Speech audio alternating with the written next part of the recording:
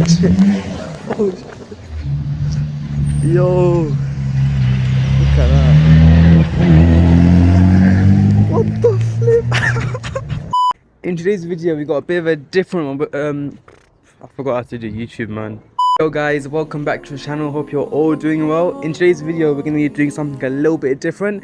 We're not going to be doing a mod, but we're going to be doing a sort of repair or whatever you want to call it. But basically we're going to be changing the injectors on the IS200. And I find it so awkward filming in front of people, man. It's so weird. Right, so as I was trying to say, we're going to be changing the injectors today, and today's going to be more of a tutorial than more of your average video, because I went on YouTube and I couldn't find any YouTube tutorials on how to change the injectors on these cars. So yeah, I'm going to try my best. I've never actually done like a proper in-depth tutorial, but yeah, I hope you guys enjoy and I hope it's beneficial to you. I don't want to talk too much, I want to get straight into the video, but yeah. Here is how you change your injectors on a 1G FE engine, IS200. Let's go. So before we start the video, just want to show you guys quickly what tools you're going to need. So pretty much you're going to need a small, any sort of socket wrench, kit, whatever you want to call it. You may or may not need some pliers. I mean, ideally, yeah, you want to have a pair of pliers just in case anything's a bit hard to pull out. You're gonna get a flathead screwdriver. You don't need this, but it will make your job a bit more easier if you need to like pull out some clips or anything.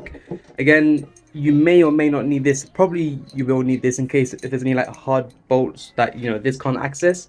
So it'll be quite handy to have one of these on site. And again, some lubricant in case any bolts are pretty much seized on. So that'll be quite helpful. But the main thing which you definitely need is one of these, and yeah, the rest of these will make your life a bit easier, but I don't think you'll actually need it. But yeah, let's go on with the video. Right, firstly, what you're gonna do, you're gonna remove your battery. So there's a screw there and a screw there, easy, you can pull it out. The battery is super easy to take out. Just disconnect both of the terminals. Once you've done that, you can just easily pull the whole battery out. What you guys want to do, you want to remove the 3 bolts using a 10mm socket. There's one there, one there, and one there. That's only because you want to gain a bit more access, so we can move this around. Because what we are gonna have to do, we're gonna have to remove the throttle body, because if you don't remove the throttle body, we're not gonna be able to pull out the fuel rail. So yeah, we're gonna remove those 3 bolts just so we can gain a little bit more access to the bolts on the throttle body. Okay, so once you've done that, now you got a bit more access, you can move this around. So yeah, now in my opinion, this needs to be one of the hardest parts. So what we're gonna have to do is remove the throttle body. So the first step we're gonna have to do is there's some sort of shield over here, this metal plate, which we're gonna have to remove in order to remove the throttle body. So there's three bolts we're gonna have to take out, right? So if my camera, they are in funny places, but it is possible. So there's one bolt over there, as you can see. There's one bolt over there. You're gonna take that one off. There's another bolt over there. You're gonna take that one off, and the trickiest one, there's another bolt in a really interesting spot. Yeah, you can see it, there's a bolt just over there. Oh bro, what the flip? Yo, there's an R32 there, what the flip? Oh, yo, look at that. What the flip? What the flip? Nah, that was legit one of the most randomest things that's ever happened to me in a video. That was pretty cool. Anyways, back to the video. As I was saying, there's another bolt just over there. You can kind of see it. So yeah, I'm gonna take out that bolt over there. I'm gonna take out that bolt over there, just over there, and there's one more bolt. Where is it? Just over there. Yeah, as you can see, it is in a really tight spot. But if you play around a little bit, it is possible. So once you remove those 3 bolts, as you can see, the plate is now much more loose and you got more access to the actual throttle body. But yeah, now it gets much more easier from here. There's 4 bolts we're gonna have to remove. There's one there, there's another bolt there, and there's another bolt behind it. Yeah, just over there. So yeah, we're gonna be using a 12mm socket to remove those 4 bolts. Pretty easy job. And yeah, let's get started. I want to quickly unplug this just so we can get a bit more access to the last bolt. Will it come out? There we go. So unplug that, give it a little spin. Yeah, now we've got a bit more space. So before you do pull out the throttle body, there's 2 bolts you want to unscrew. There's it's at the back of the engine block, so there's one over there and there's also another bolt over there. You know, unscrew them just so we have got a bit more access. So let me show you guys where it is, just at the back of the engine block. Oh You know how much I hate it when you flipping drop screws into the engine, mate. It's so... Ugh. Once you guys remove those 2 screws, as you can see, it's got more some play now, so you can just lift up the throttle body.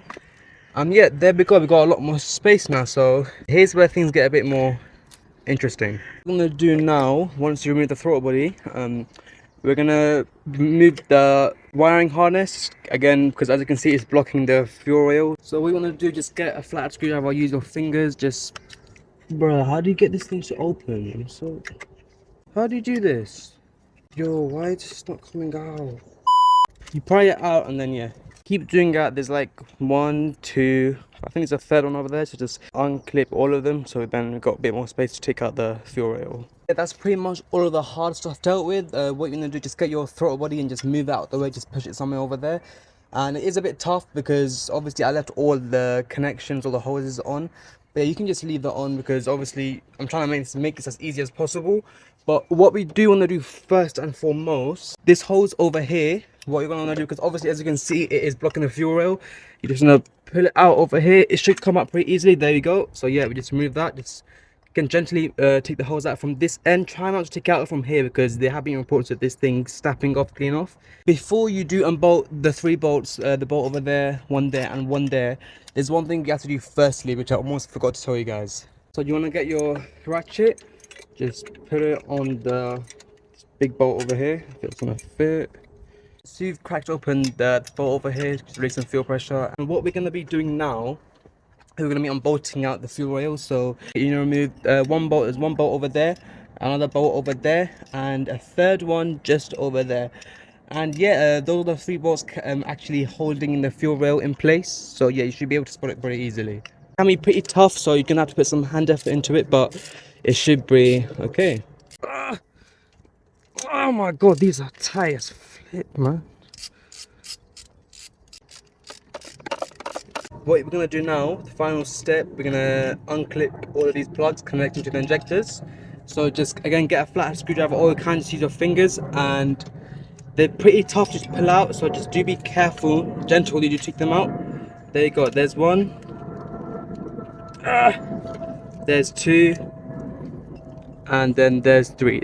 There's 3 more on the other end. They're a bit more hard to access because of the fuel, the throttle body, but yeah, it should be alright. So yeah, just continue taking off all of these clips and then we move on to the next part. And there we have it. We should now have full access to our fuel rail, which we should now just be able to pretty easily pull it out. And just so you guys do know, you can't actually pull it out all the way, because the way I've done this, I've tried to do it the most easiest way possible without removing the least possible stuff. So yeah, on that side it is a bit more tricky. You are going to do a bit of pulling, but yeah, you should have enough access to be able to pull out the injectors. So yeah, as you can see, I can now take out my injectors, and if you guys are wondering, there was something a bit sketchy in my injectors. So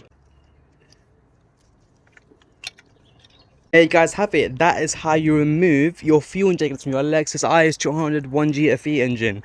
Compared to other cars, I can't lie, it's pretty much a pain in the arse job because you do have to remove the whole throttle body. In other cars, it'll literally take you probably like 2 minutes, but it is what it is. And I hope this video was kind of clear to you. I hope it was beneficial to you guys. This is my first time making a in-depth tutorial, if you will. But yeah, that's pretty much it, guys. And to reinstall the injectors, it's pretty much the same steps but in reverse, so it's nothing too complicated. It's just the same thing but in reverse. But obviously when you do put your new injectors in, you want to make sure your seals are lubricated before you do that. Before I go, if you guys have any more suggestions for any videos or any mods on this car or on the Golf, we still do have that Golf, and I haven't worked on that Golf for good few months, but you're focusing on this. But yeah, if you guys have any suggestions or anything, just let me know in the comments, and I'll see you in the next one. Peace.